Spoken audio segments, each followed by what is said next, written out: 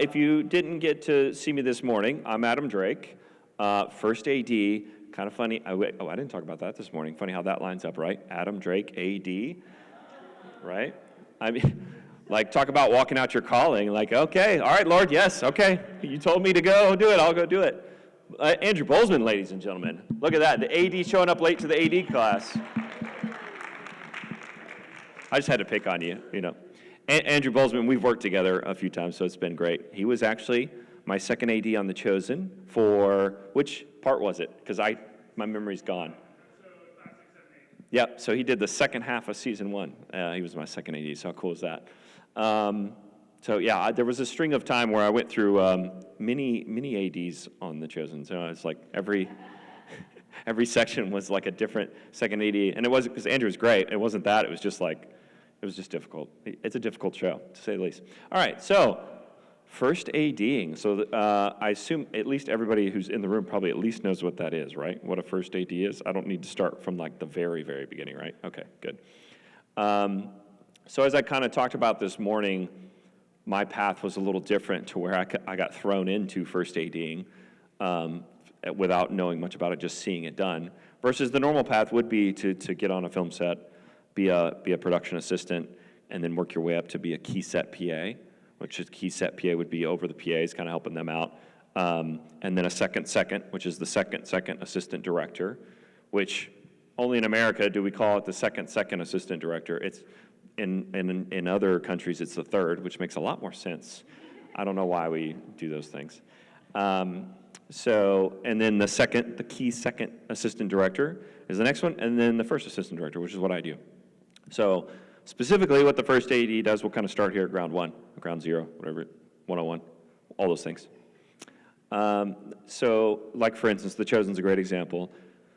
When Dallas first writes the scripts or finishes the scripts, he sends them to me first, and then I take those and I just start breaking it down into a schedule, right? So I'm going line by line in the script to break out interior, exterior, where it is, what room it's in, how many people are in it, how many background are in it, how many props are in it, what prop is in it, there's a chair in it, whatever's in it, it's every detail. I break all that out.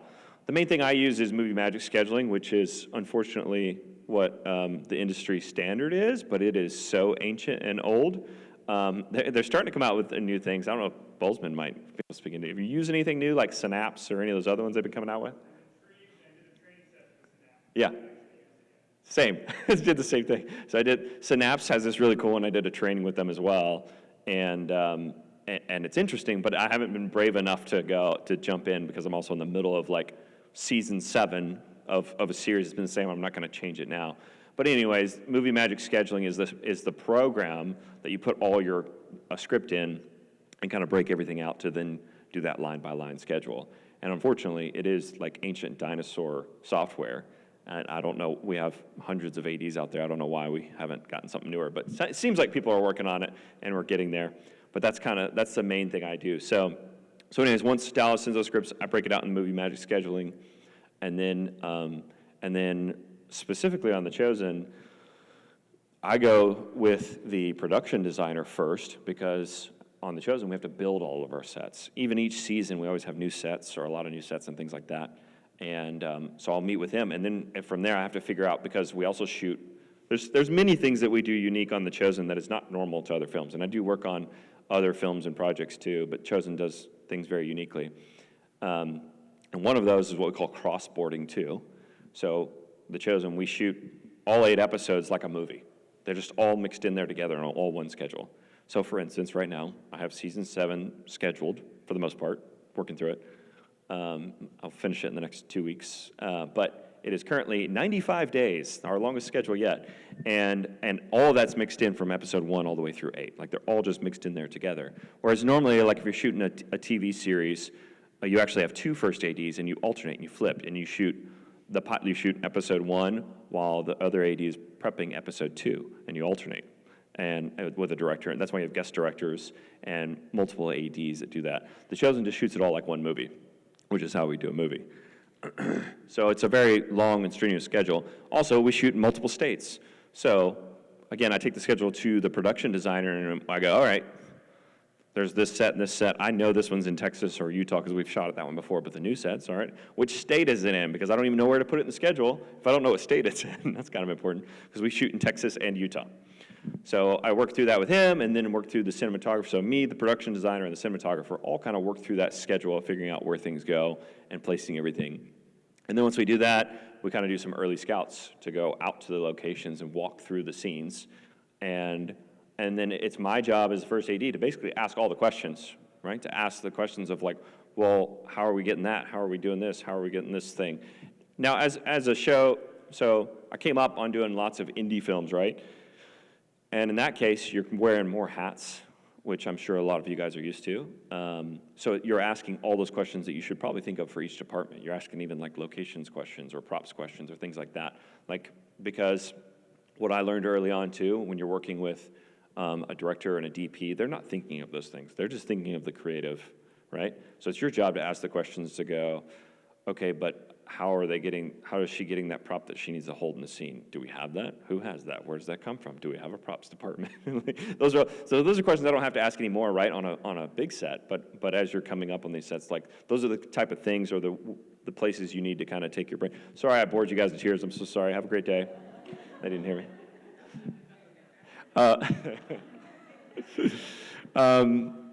It's okay. If you walk out, I won't be offended. I forgive you. I forgive you now.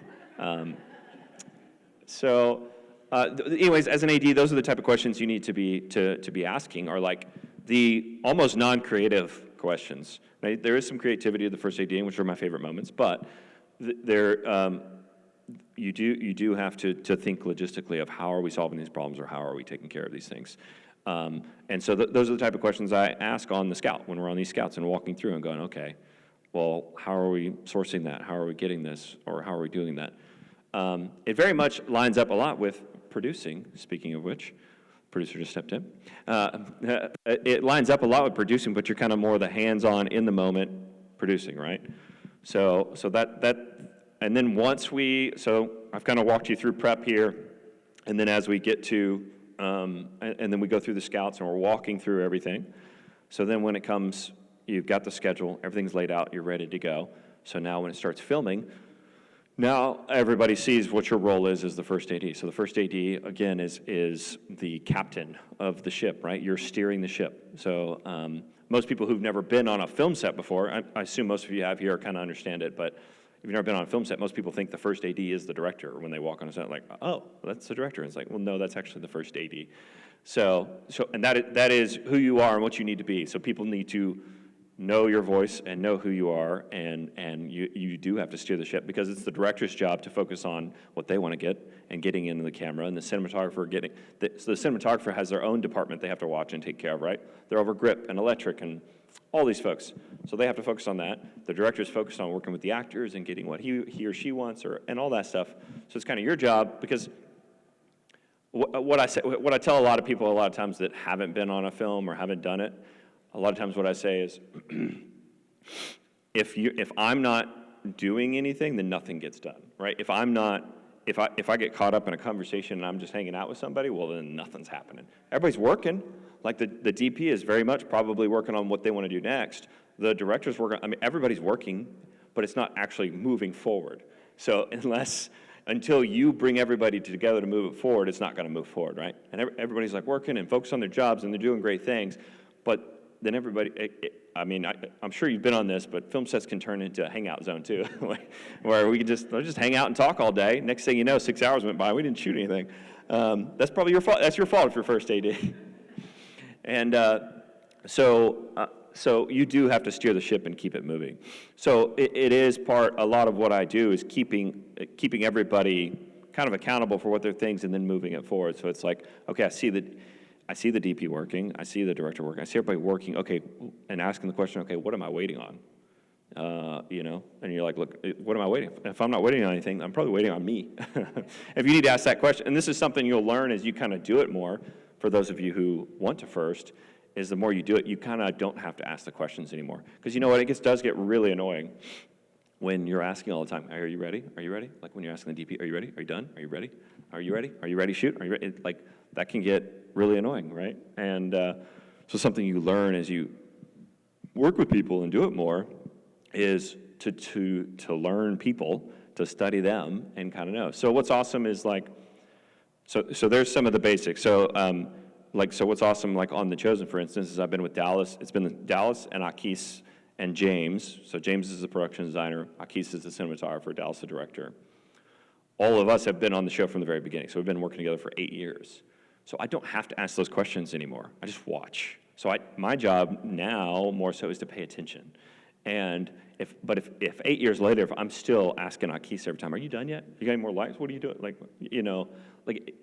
there's so much going on already. Like, and you have to think from the director's perspective too. Directors get like 1,500 questions a day. So does the cinematographer. There's constantly like, the cinematographer, even the grip is asking him if he wants to do this. The gaffer's asking him this. And then his AC is like, which lens do you want to be on? What frame rate are we at? Like, the DP has to think about all those things too. So if you're coming with hey, how long are you going to be? They want to smack you across the face and go, like, I got 15 other things going on. I don't know how long I need yet.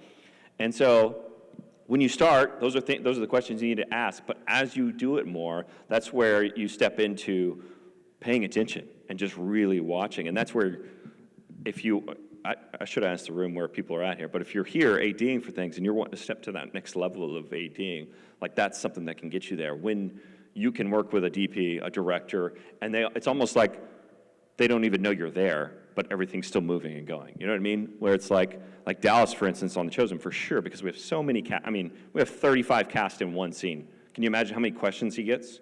35 cast, all in the same scene, all have speaking lines. 35 people. I don't even know where else that exists. So can you imagine the amount of questions he gets for each scene, each setup? I mean, it's constantly, he's got one of the actors ask him something, what's my motivation? And I'm kidding, I'm just picking an actor. I'm an actor, I was an actor too, so I can pick on you guys. Those are things that you just need to factor in as an AD. If you can just do more, solve more problems without asking all the questions, then do it, right?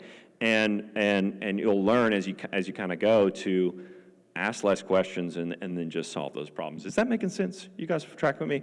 So I do kind of want to ask the room, like, where are people at in here? Because I actually wanted to do that at the beginning, but where are people at in here? Like, who like wants to be a first AD? That's like the goal. Okay. Yeah, got a few of it. Yeah, after class, well, no, sure. And then the people who didn't raise their hand, what brings you to this class? Just, you can shout it at me, just tell me. What do you got? Yeah, sure. Okay, yeah. I'm trying to follow the category you're talking about going to the next level. Yeah, great. So I'll say this too, there's always room for improvement. I talked about this in the keynote too, of like, well, the Lord always has more for us, right? There's always more he can teach us, but there's always more you can learn. I've been on 8 years of The Chosen. I still learn from the cinematographer. I still learn from Dallas. But that's an easy place to stop learning and get comfortable, especially on a TV show. You're talking about doing 90 days in a row. It's real easy to get comfortable and just sit back and go, hey, it's another day. It can feel like a 9 to 5 and just go, and like, man, we just, so much to do today. It's 105 degrees. Texas is hot and miserable. Sorry for the Texas folks, but I've been a lot of hot, miserable days in Texas. And so it's easy to get caught up in that. But if you can look at it from that perspective of going, no, I've got something to learn here. I can learn something here. I'm still learning stuff from my wife. I've been with her for, 17 years, and so I'm still learning things about my wife, right? So we can always learn. And so that's how I've always approached the set, too. You can always get better, and you can always learn more. And you can learn more from the people above you, and you can learn more from the people below you, from the people that are working for you. So, really what I want to take most of my time here too, is to answer some of these questions. Like, I want to do a lot of Q&A. This has been really helpful too, because it kind of brings up like things I want to talk about or bring up. So I'd love to just open up for questions, and then what I'll do is kind of narrow down some of those paths. But I want to open up for questions like super early here, which I know I'm very early, but I like where it goes usually. Yeah, from the cameraman first. Ian, come on.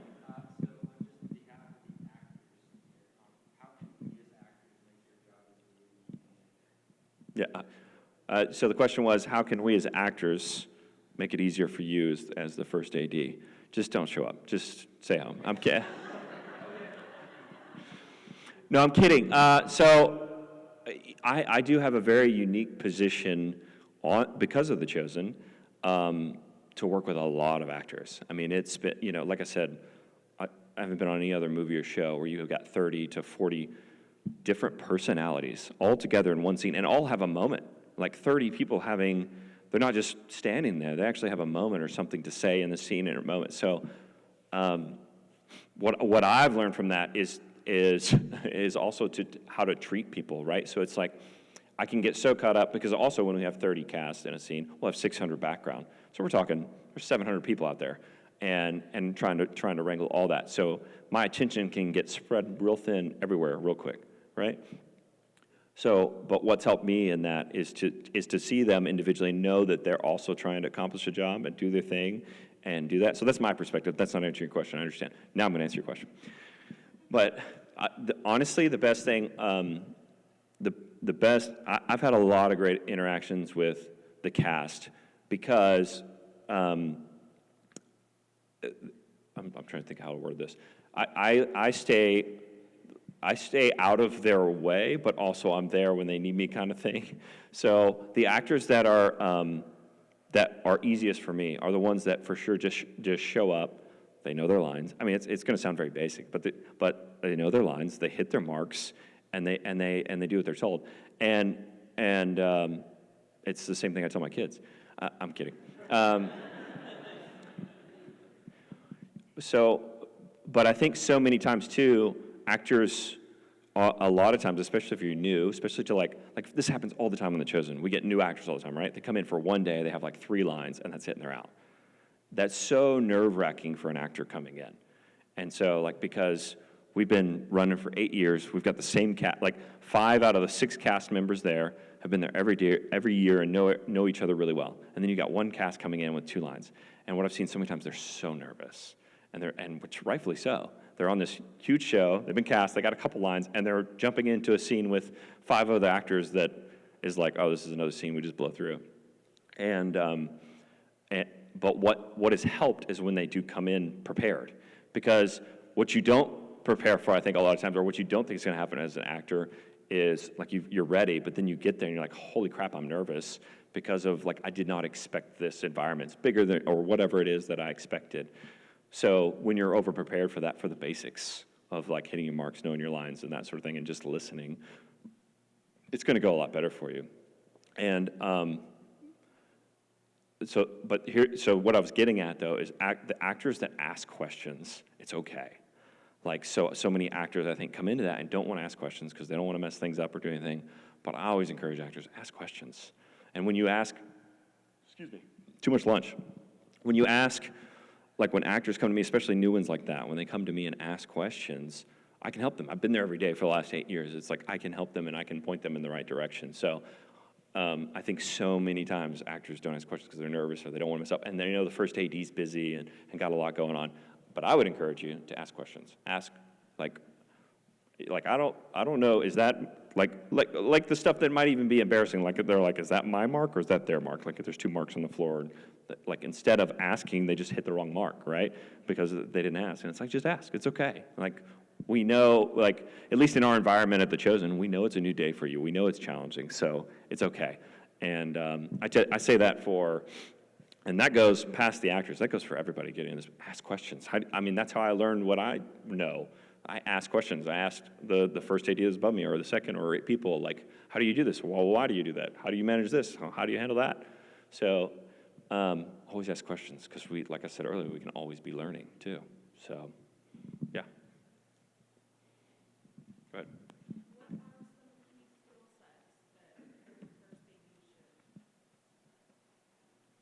What are some, say it again? Yeah. What are some key skill sets? I can't say that. That was hard to say together. What are some key skill sets that a first AD needs to do their job? All of them. You got to be good at all of it. No, I'd say where a lot of first ADs I know, and I'm going to pick on Andrew, because he's good at this. A lot of first ADs I know are really good at this, where they're really good at the details. they're like really good at the details and the scheduling and laying it all out and stuff like that, and that's their gifting, and they're good at it. And then they struggle with, not Andrew, because he's honestly great at both these. But what he's really good at, and why I liked having him in a second, is because he was really good at those details. And but that is not mine. And then a lot of times what a first AD does then comes to set and doesn't have the relationship aspect of it, right? They've got this stuff figured out, and they know that schedule in and out, and they know it well, but they don't know how to communicate that to someone else and how to like spread the love, spread that out to everyone. Mine is the opposite. So mine was, which is why I kind of, it's funny how the Lord threw me in there because the first movie I first AD'd, I didn't do the schedule. Basically, the producer did it because I didn't even know how to do it. And I just managed the set. And that's what I'm good at, because relationships is what I love and what I do. So I learned quickly how to deal with relationships and connect with people. So, and then I had to go back and learn from people like Andrew and others of like the detail of the stuff that I'm not good at, the detail of laying out a schedule and what's all the details of that. So you have to be good at both of those if you want to be a successful first AD. And so, and I'd say the one that most people struggle with, the hard part, is relationship and like learning people. And so what I encourage people, or what I feel like I can speak into people is, so for instance, I did, I've done a lot of other movies outside of The Chosen and stuff. So Dallas and Akis, like I know them, like I told you, I've established a relationship with them, I know them. But for instance, I did a movie like 3 or 4 years ago called Monster Summer. I was working with a whole new crew and new director, new DP, all people I had never worked with. And so, but I'm going into this knowing what I'm doing, but they're all coming from, for them it was a small movie, it was a $20 million movie, but all of them just, like all the crew, everybody just came from like a $250 million movie. They just did Shazam 2, I think. So like everybody's comes from this massive, big budget film, and I'm running the show, and I'm like, I've never run a show that's $250 million. Like, I don't know how that goes. And so, of course, I'm nervous. And the thing I knew I had, or the advantage I had, is relationship. So what I did is they gave me lots of prep. I had like 6 or 8 weeks to sit down and do shot lists with the DP and the director. And my focus that whole time was on the relationship with the director and with the DP and with the production designer. And I just built in that weeks of prep. The schedule's kind of laid out the way I want it. It's going. And then the director and DP are spending a lot of time just shot listing, and I would just sit in the room and listen. And so even though I'm not involved in the shot listing at all, they're kind of doing their own thing, I'm just watching and learning. And I'm learning how they track, like how they're tracking with each other, how I'm tracking with them, and I'm just kind of studying their relationship. And so I tell every first AD or anybody that kind of, and this goes for production designers, directors, DPs, but especially the AD, because you're the one that kind of has to project that triangle out to everyone else. And so what I'm doing is I'm studying those people that are new people I've never met, and learning like even about their families, like how like I learned how the director had kids and how he parents his kids, and the DP and where he comes from, what he's worked on, and like so a lot of that honestly turns into just conversation for me. I'm just asking questions about their home life stuff outside of work. Helps me to learn them. So then when I get on set, I can almost kind of predict how they're going to react to things or how they're going to do things and how I should handle it. So this is a skill set that I think most people don't come with, right? This is something that it's like a learned behavior, something we need to learn. So what I'm saying is encouraging you to, like, in that prep time as an AD, what can set you apart is learning the personalities, learning the people that you're working with and knowing them intimately. Because then when you're in the trenches and you're in a 14-hour day and you're overtime, you can know how each person's responding to it. Does that make sense? Am I making sense with that? So, like, because there's certain people that I can, like, make a joke with and just, like, throw it off, right? And then there's other people I need to be sensitive with and more caring and loving and kind of pulling them along. Like for instance, I've worked with different cinematographers. One where it's like I can just cut up and joke and kind of hang out, and then there's other one that's like there's certain triggers that really set him off. He's got a short temper, and so those are things that I'm also keeping an eye on that I think help keep me separated from the others. Of going, okay, how can I help manage this so that our DP doesn't all of a sudden lose his mind and go off on everybody. And those are things that you're kind of watching out for. Besides you're running the set, doing all the things and all the things like that. Those are like, if you can get into detail, like actually which this goes back to what I talked about this morning too, of just like treating each person like God treats us, like just showing love to each person and learning their personality and really getting to know them. Then the Lord will give you insight on how to respond to people, and you can just respond to everybody. And that goes for every department, right? When I'm saying this is literally could go into each department that works on the show. But obviously the one that you probably see the most is first AD, because they're the one mass telling everybody where to go and what to do. Yeah, good question.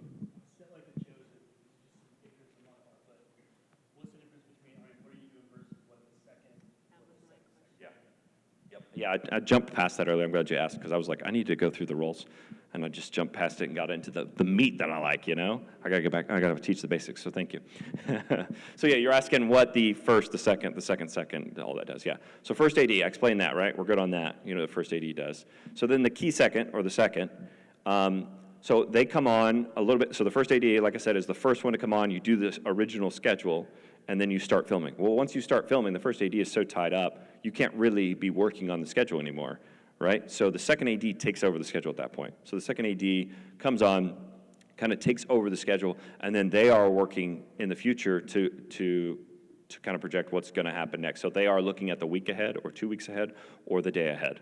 So they're always looking at what's next. While you're focused on making your day, the second is focused on making the rest of the shoot, the rest of the 2 weeks, and the rest of the next day. So what that looks like too is, they're making sure cast is good to go. They're contacting cast or crew or whoever, because like for instance on The Chosen, we don't have the same people every day. Like depending on how big the day is, we might have 200 crew members today, and tomorrow we have 260. So we're hiring 60 new people just to work tomorrow because it's a massive day. For maybe grip needs more, or electric, or we have a bunch of extras and I have a bunch of PAs. So not every day looks the same, right? And so there has to be somebody too that's always looking in advance, because there's just so many things to do and solve. So they're doing that, and then they're also working on the call sheet, which is what we call, is like our Bible. So I've taken the script, broke it down into a schedule, then they break the schedule even more detailed into one call sheet, which I'm sure you guys have seen, or on the sides. And so they're building that call sheet each day. So the way my second works is they'll be building the call sheet ahead of time. They'll bring it to me sometime in the morning, like while we're filming, and just kind of review it with me as the first and go, okay, are you good with all this? Do you like these times? What are you thinking for tomorrow? So I do help them through it, because they're not on set, right? So they don't know how it's flowing or how it's going, so they have to come to the first to kind of do that. I'll send it back, they'll go do notes, and then they'll bring it back again at like lunch. We'll go over at lunch. And then at lunch, what the second will do too is then go around to the keys of each department.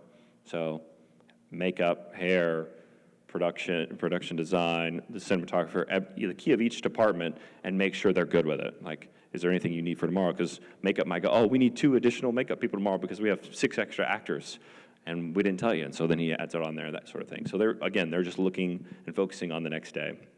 And then specifically on The Chosen, because it's gotten big, they don't run base camp. Normally your key second runs base camp too. But my key second, the show's so big now, I have a separate person that runs base camp, because, well, you can imagine with 35 casts, we have like 10 trailers. Just to walk between them all is bigger than this room. And so I have a base camp who just runs base camp, but that's normally what your key second does too, except, like I said, on The Chosen, we have a base camp AD. So there's a base camp AD and a key second. And the key second is really just focused on our future, and then the base camp AD is focused on base camp. So they're getting all the actors through hair, and making sure they're going to hair and makeup and costumes. They're ready, and then they're talking to me the first and going, okay, cast is ready, they can come to set. They're just kind of managing everything at base, because base is separate from set, right? So set's where we're filming, base is where everybody's getting ready. So your key second handles base too, unless you're a big show, and then you have more people. And then the second, or the third, is kind of like would be my right-hand man on set. So for instance, if we don't have background, then they're usually just helping me with communication. They're reiterating what I'm saying, they're passing it along. If for some reason one of us is in the room and the director and DP are outside, they're watching the monitors out there, and I'm in here with the actors, then my second would be out there at the monitors communicating for me to the director and DP, so we can communicate back and forth quickly with our walkies. So second's like a right-hand man, and then they also direct background. So second on The Chosen, that's all they do, because all we do is have background every day. So I don't ever have a second actually helping me do that, because we always have background. But they direct background. And so Mitch, who's been with me on all of The Chosen, does that, and they direct background. And then you have a key set, and the difference between it, for me anyways, for a second and a key set is the key set PA usually will set the lockups. So if we were filming like in this room, I would ask my key set PA to basically go, okay, can you make sure there's lockups on each door? And so they would in charge the PAs to lock up each door. And when I say lock up, to make sure nobody comes in, while we're filming, let them know when we're rolling, let us know when we're cut. And so a key set PA, it just kind of usually helps with that. Kind of oversees the PAs, make sure everybody's good, and then also sets lockups. That answer all that? Sweet.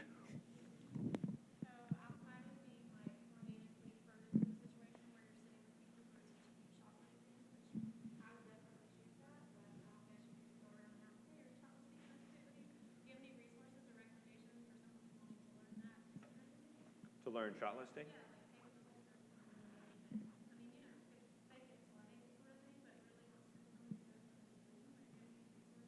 Yeah, so she's asking for resources for shot listing.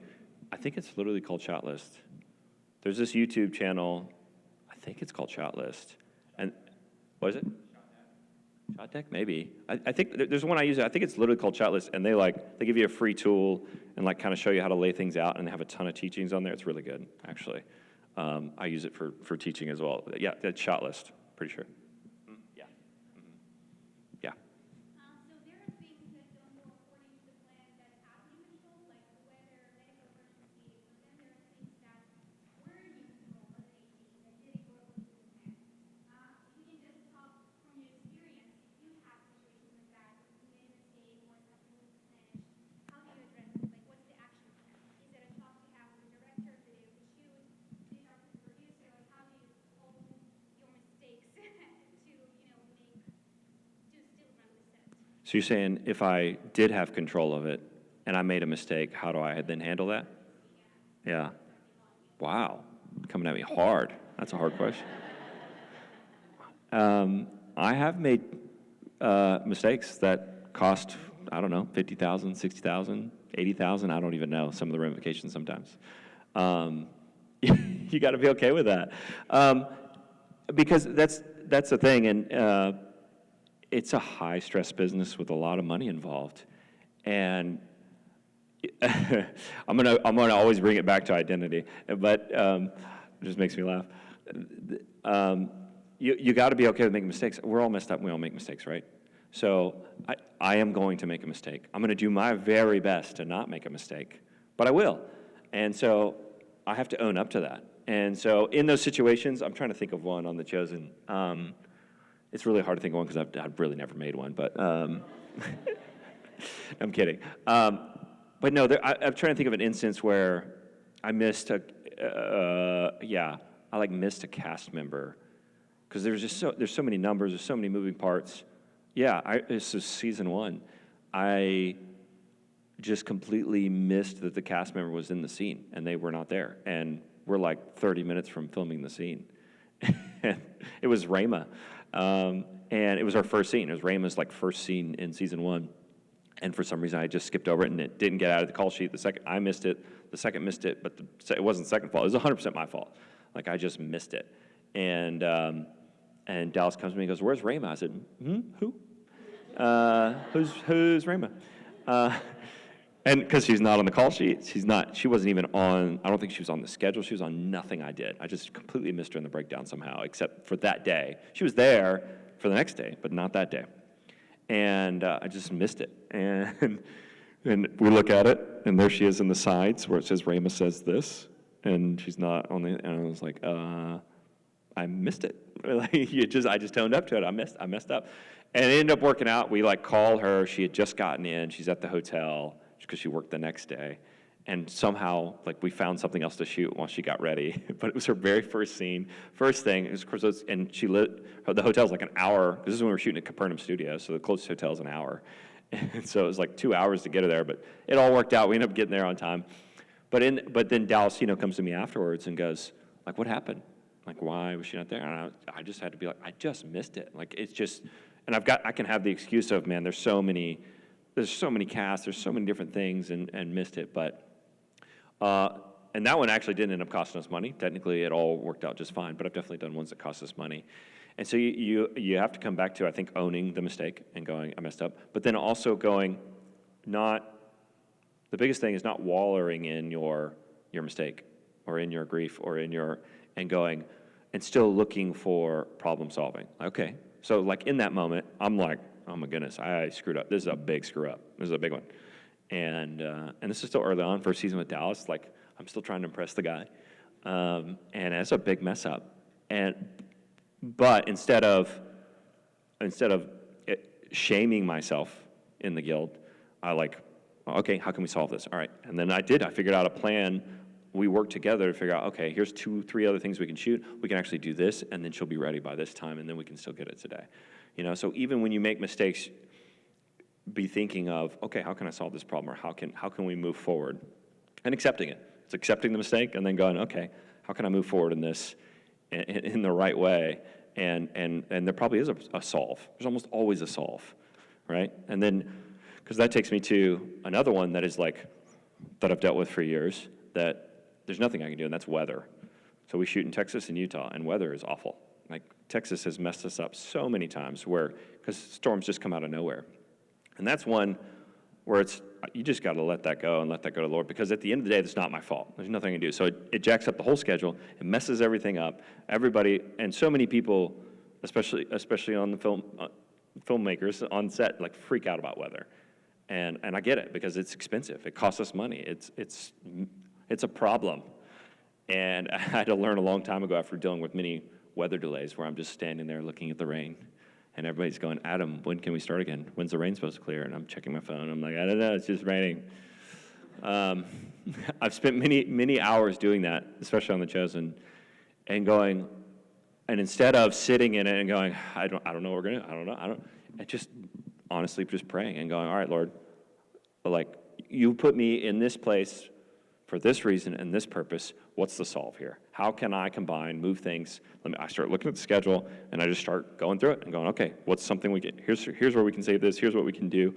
How do I do this? How do I solve this? And what's great is some of those are like my favorite moments as ADing. It's like when I can solve, because so much of what I do is logistical and not creative, right? But when I come up with a creative way that's also helps Dallas and a case to where that's like, oh, if we do that scene in a oneer, it's better than it was before, and it saves us this. Like, I've had moments like that where I've made suggestions that solve problems creatively and logistically, and I'm like, those are the greatest moments. And so many of those come from a heartache of like, we're just sitting in the rain and we're losing hours and it's costing us hundreds of thousands of dollars. But that's where you can't sit, right? That's where you can't stay.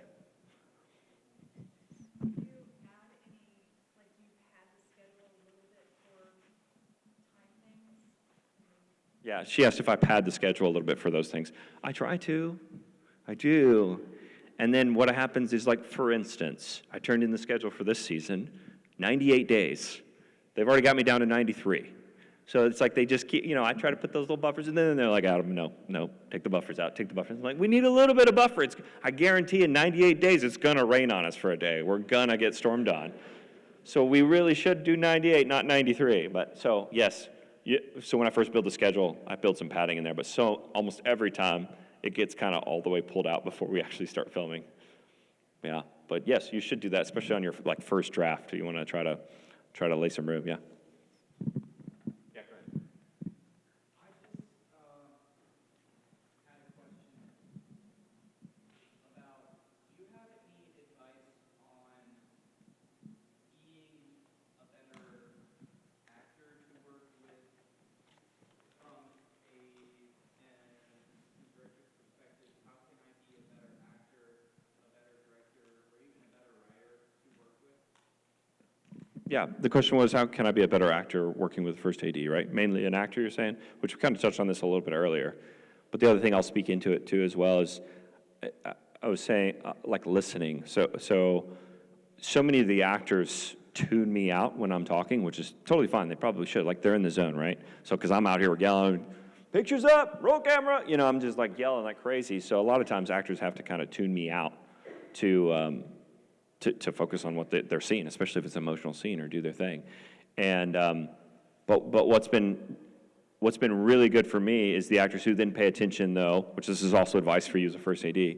So then when I'm not yelling and projecting, And when I do need to say something to the cast, I change my tone, right? So it's like, so the typical day is like, pictures up, rolling, all right, let's get it quiet, it's like a much more bigger voice like that. And then when I talk to the actors, I change my tone. I'm like, all right, so here's the plan, here's what we're gonna do. And I can bring my voice down and talk to them a little differently.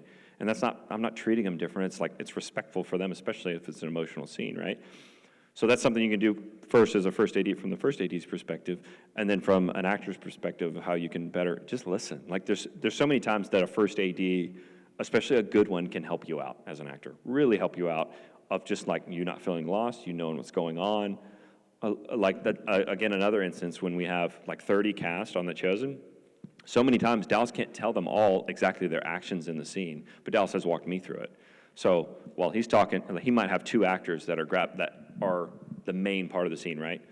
Peter and John may have 80% of the dialogue for the scene. So Dallas is just tied up with them in conversation. The other 28 casts are like, what are we doing in this scene? Because we're just standing here.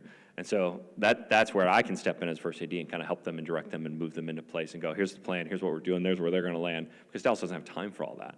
So again, the first AD can be extremely helpful to you as an actor to get you in the right place, know what's going on, and just, it's just paying attention and not just showing up to do your job, but paying attention to what's going on.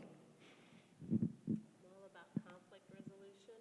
I'm sure there's a lot of that a first AD has to encounter. Sure. Is this something that personality, something you've developed on your own? So conflict resolution, especially interpersonal conflicts, Yeah. or do you address the whole group? Do you individually? It's just depending on the situation. Right, yeah. Yeah, conflict resolution, how do you address that? And again, yeah, it depends on the scenario. If it's like, if it needs to be dealt with most of the time, and you definitely don't want to deal with the whole group, I would say, just depending on what it is, but most of the time it's just those individuals are what you need to deal with. And then it comes from the same place of kind of where I was speaking earlier, of just like, of managing personalities. And kind of, if you have a relationship with those people, which again, if you're trying to build that in prep and early on, then you kind of know where to come from, right? For each side, Yeah. This is an aside. When you go back to Texas, will you please tell Dallas Yeah. that we're thinking of him and Amanda and the kids? We heard the announcement yesterday about Amanda's breast cancer. Please relate that they're all in our hearts and thinking of praying for them. Thank you. Yeah, she was just asking us to pray for Dallas and Amanda, which, yeah, I mean, on that side of it, man, there's such a spiritual attack on the crew and the people that work on the show because it is going to the masses and it's going to the world. I've had so much spiritual attack on my family and at home, and Dallas and Amanda the same. So yeah, thank you. Yeah, keep us in your prayers. It's we're doing kingdom work, and the enemy does not like it. So, but it's been so incredible to be a part of. So yeah. So I've heard that the first AD is like the safety person on set, and I was just wondering if there have been any maybe humorous instances where the director or other people wanted to do something unsafe because it would be cool, and you had to step in it. Have you seen the videos? Is that what this is? Are you calling us out? It's totally theoretical. She said first AD is the safety person, right? And she was asking if I had any fun stories of like people just like the director not doing it. That's hilarious because Dallas does not give a crap about safety. But unfortunately we're recording this, but I also don't give a crap about safety. But it is my job. Like, I mean, I come from like I did all the stuff growing up, so it's like safety's like last. But that's something I've had to adopt as a first AD, unfortunately, is that it is important. But it is, I joke about it, but it is so vitally important because of things that have happened in the past and what's going on. But yes, you as the first AD are very much safety. So a lot of times what that looks like is at the beginning of the day, pretty much every single day we have a safety meeting. So I gather everybody up, and what we do on The Chosen, specifically such a big crew, gather everybody up in the morning. And it's not just a safety meeting, it's also kind of layout of the day. Like, here's where we're gonna, because we're usually kind of jumping in different areas, and the call sheet can be a little confusing sometimes. And so most of the keys are at that meeting at least, and it's a safety meeting of like, hey, we have snakes on set today, or we have cows running around. Like, for instance, when season 5, we did the cleansing of the temple, and we had animals running around everywhere and whips and all kinds of stuff. So like we held a big safety meeting with everybody, like it was nuts. And so, and we have stunt guys and fire, and so those are all things that, yes, you as the first AD need to bring to everybody's attention, and you kind of just lay it all out and just make sure everybody knows what's going on in safety. So, yeah, Dallas, yeah, he's done, I mean, luckily nobody's got hurt, but he loves to like climb up on a ledge and just stand there like this and work on his balance, and it's like, Dallas, like, okay, I'll just do this. And I'm like, okay, I'm not here, because if the director gets hurt, I was not there, you know. So he loves to do that stuff. Have you ever had to say no to something? Yeah. You got to be okay with saying no. She asked if you say no. Yeah, you definitely have to be okay with saying no. Or, yeah. And a lot of times when you're doing stuff like that, like with stunt, you have a stunt coordinator too, which can also be really helpful. And the two of you can kind of communicate through that and go, is this something we can pull off safely or is it not? And so it's usually not just you making the decision, which is good. You know, usually you have a stunt coordinator, or you might, if it's a decision you don't want to make on your own, then bring a producer in. You know, bring a producer in and go, hey, look, here's how I feel about it. Again, that's so much of what you do. I talked about this in the morning too. So much what you do as a first AD is advising and wise advising and going, okay, here's my 3 options, or here's my 5 options. Here's what I think. I think option 1's pretty great, but what do you think? Or how do you feel? Because so many times I'm presenting to the director what they want, or I'm presenting to the producer what they want, and going, here's how I feel about it. What do you think? And usually, a lot of times, especially if it's a producer you trust and like to work with, you're going to come to the same resolution anyways. Go, yeah, we both agree this is not okay. We're not going to do this. Or, yeah, that's fine. We can do that. Yeah. Speaking of producers. So, Adam, I know that when we're working on a feature film, we'll say the schedule a lot of times is determined by location availability, actors availability, and then if the production design team needs more time, like, you know, we're shooting sets that we have to build at the end, and we try to dodge weather. The hotter it gets, the more we want to be on inside and stuff. When you're building a schedule, what's your grid on the chosen when you're going to schedule that scene? Yeah. So the question is like how he's asking all the elements of like laying out the schedule specifically for the chosen. What's my grid of how I lay that out? Well, I'm talking about weather. I start with exteriors because weather is such an issue for us. So I'm always trying to get those out, because then what we do is we have a safety set or a cover set. So we do have stages that we film on. So when it storms, we can film on our stages that we build. We have 2 sound stages. That we can, so those I try to keep towards the back of the schedule. But what we do is which costs a lot of money too, though, is we prep them and make sure they're ready.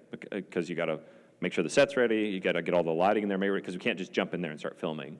So early on, I'll knock out all the exteriors and I'll put the stages last, but tell them, hey, this is our cover set. It needs to be ready in case all of a sudden we get stormed on for 3 straight days. So that's what saved us in the past on the Chosen specifically. So I focus on that. So I try to do exteriors before interiors.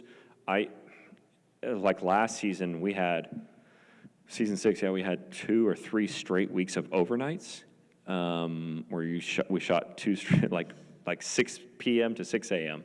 And it's in the middle of summer, so it doesn't even get dark till 8, and it's up by 6 a.m. So those specifically too, because there's all of our cast were in it, and you have turnaround issues. That's the other thing your second and your first kind of handle is turnaround, which means cast and crew have to rest a certain amount of time over each night or over the weekend.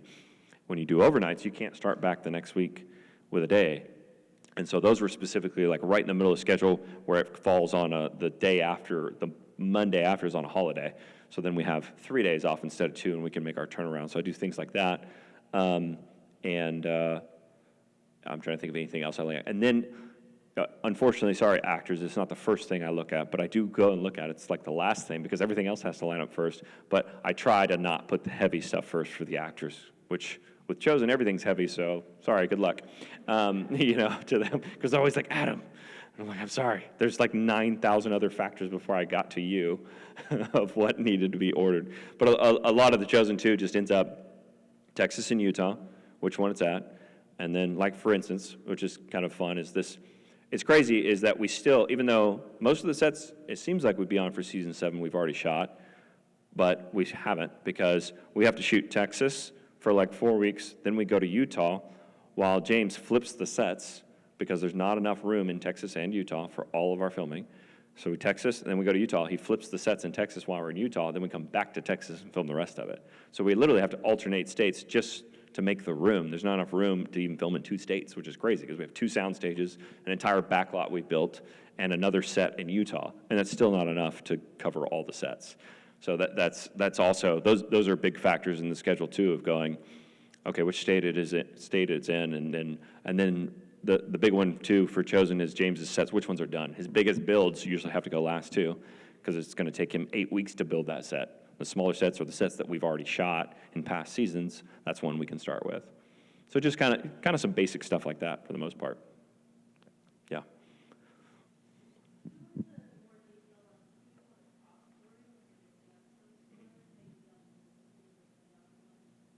So she asked about crossboarding, like what are the details of what exactly is that? So crossboarding is what you do anytime you schedule a film. Like if you're doing a movie, that is what you're just taking every scene from the movie, and it might be a scene from the beginning of the movie and in the movie on the same day, which happens a lot, right? So if your film takes place and starts in the main character's home and it also ends there, you're probably going to shoot both those on day one.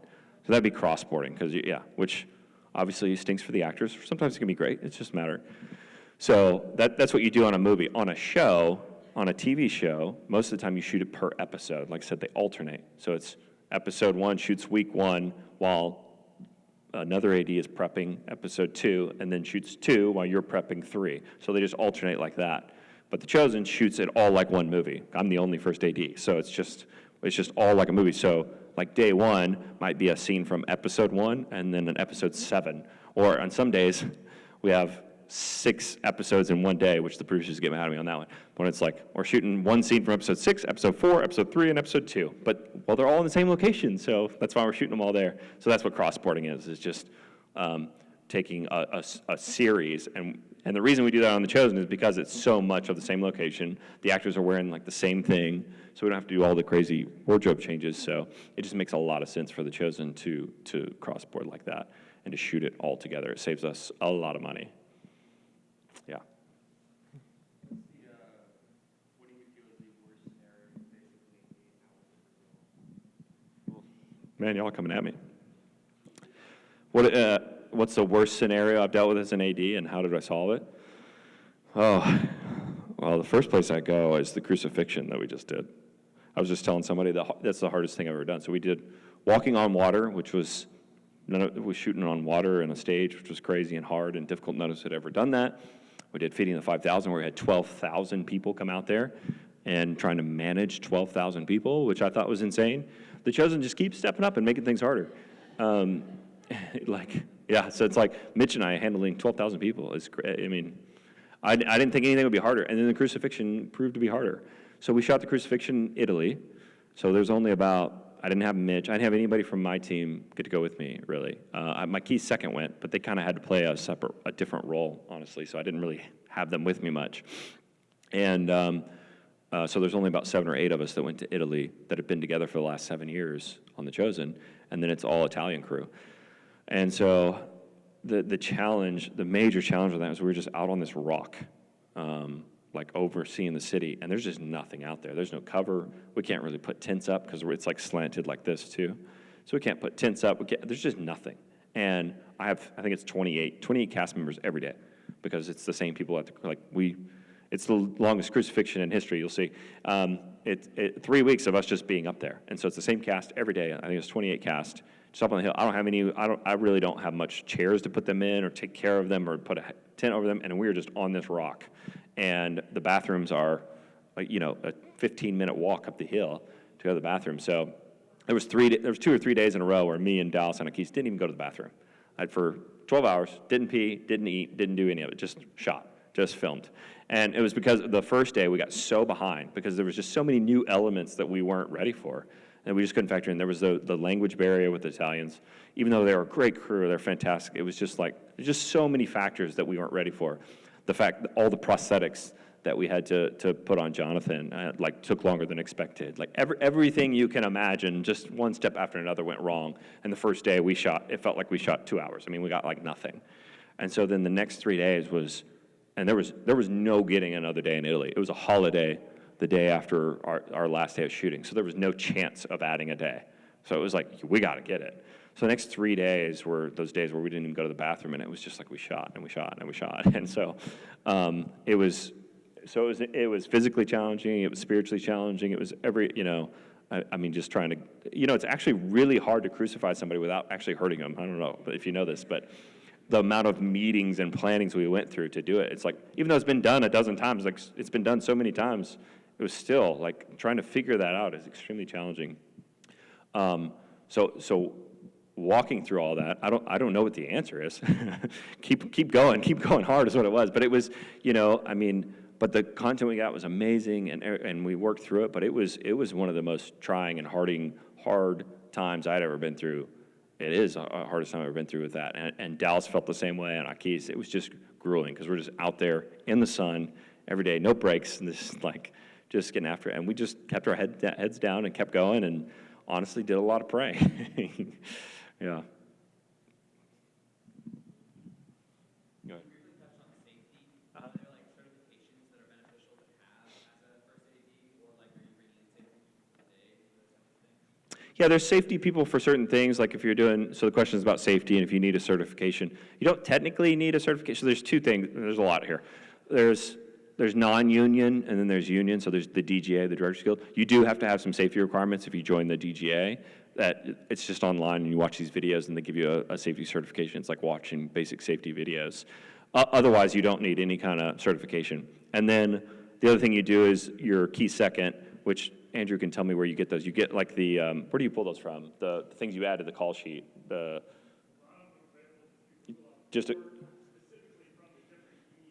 Right, yeah. Yeah, so the union has a database too of all these safety things that you can just add to the email that goes out to everybody in the call sheet, and your key second will take care of that too, or can take care of that you can just find online of whatever you're dealing with that day. So if you have animals, there's like a safety bulletin for that. You pop the bulletin on there. Or there's water safety, you pop the bulletin on there. Water safety, you probably need actually a water safety person. So you can hire a stunt coordinator or specifically a water person. So usually you can hire a person specifically for those roles, but those are kind of the safety things that you need going forward, yeah. And just making sure you keep an eye on it, yeah. If you were trying to make an AD out of someone who's never AD'd before, so say in the case of like you're a small crew and maybe you don't have access to a lot of ADs that you know, where would you look, or what kind of person would you look for? Yeah. So the question is, what kind of person would you look for if you're trying to bring up an AD? It's a great question because I'm in that process. Well, for instance, the first thing I think of is Mitch, who is my second on The Chosen, and when I first hired him, it was the first time he second for me was Overcomer. Just before that, I hired him once before that, a key set PA on a smaller film, and I was looking for a second. I'd been like kind of shopping around, and I really just hadn't found one that I meshed with and liked. So for me, what I was looking for was personality for sure. Because I had already had a couple seconds that knew the role and knew it well, but I didn't mesh well with them. And there's unfortunately there's a lot of ADs that, especially seconds, that treat background like cattle or just like mass move people, and they don't treat people individually like a person. And that was a lot of who I'd worked with. So I met Mitch, and he was an accountant. But I met him on a film, and he was doing accounting. And but I just remember talking to him, and he was like, I really like to try to be an AD. I think that'd be cool. So I just got to know him, talking to him, and it was one of those where I went, I think you can do it. Let me try. Why don't you come key set this movie with me? He did a fantastic job. I love the way he treated people, love the way he did that. And then I took a chance on him on Overcomer, because Overcomer had a lot of background. And I was like, dude, I'm going to do this movie. I'm going to take a chance with you, even though you're pretty green. Let's go do Overcomer. He absolutely crushed Overcomer. And that's when I was like, oh, it sold me. It's like, because his personality, because he just loved people well and treated them well. And that's what I was looking for, because I can teach the skill set. So, and that's been, so ever since that happened with Mitch, that's been all the people I hire. So many times I've hired a green person, or is new, that hasn't really done anything, but I'll hire them for personality first, or the love of Jesus I see in them versus their skill set, because I can teach you the skill set. And I've gotten to hire a lot of people that way, where it's like, and usually when you get the right personality, it's so easy to teach them the skill set, they pick it up right away. I mean, because what we're doing at the end of the day, too, as ADs, it's pretty basic, pretty straightforward, pretty simple, you know? especially a PA. Like, do you need a pen? Do you need a water? Like, it's like, it's basic stuff. So you stand out when you love people well and you treat people well. You're like, I like that person, Yeah. If you're a director and you've only worked on small projects where you maybe, even if you had somebody who the call sheet said first AD, they didn't have a very large crew to manage, and then you get your opportunity to direct something larger that comes with a real first AD. Is there any advice you'd give to directors on how they can be a good director to make the AD experience better? Maybe they're used to doing things that are actually the first AD's job that they need to delegate and get their hands off of? Yeah, no, that's a good question. I've been in that scenario. So the question was, if you're a director, you've done a lot of like low budget stuff and kind of really haven't had AD, but then you step into having a really good first AD, like how do you need to handle that, right? So I've been in that situation for sure. I've worked with directors who it's like, I've done 10, 15 movies at this point, and this is their first one really. And first and foremost, come in humble, like because your AD does know more than you, right? Or at least knows a lot more about the process than you do. Like, you have the story as the director, you have the story and you know what you want to accomplish and you know the goal, but your AD knows everything else and how to make it all happen. So rely on them. Come in humble and go and just ask them questions. I think of, I forgot the movie, Indivisible, David. Do you know David, Stephen, from Indivisible? So he's an eye doctor. Yeah, he did Grace Card. Yeah, David Evans. He did Grace Card, and then the next movie he did was Indivisible. And when I did Indivisible with him, I'd done a lot of movies at that point. This was his second movie, so he had one to kind of go on. But he just came, he did a great job of this. He just came into it with like grace and just going, you tell me what to do, Adam. He's like, I know what I want story, and I know what I want from the actors. I know it, but he just relied on me for everything else. And there's nothing wrong with that, right? You just come into it humbly and go, hey man, it's your show. I just want to accomplish what I want to accomplish. Another one, Family Camp. I got to do Family Camp with Brian is his name, and he had shot with the Skit Guys for forever. He's done all their videos and all that stuff, but he'd never done a movie. And it was the same thing. He was so humble and so strong of just going, hey, like just letting me run the show, and not, I don't mean that in a way, right? It's just like, no, this is your thing. Like, you do your thing, and then here's what I want. And then constantly communicating with me of like, well, here's what I want, and I don't know how to accomplish it. And like, so just constantly bringing me their creative ideas and working with me and just keeping them included. You keep your first AD included, then your first AD can help you everywhere else. So always keep them included. You want your AD to be right by you, with you, because they more than anybody are going to help you accomplish what you want, if you've got them right next to you on your side. Oh, I'm out of time. Yeah. One more. Well, we can do one more. It's Bolzmann.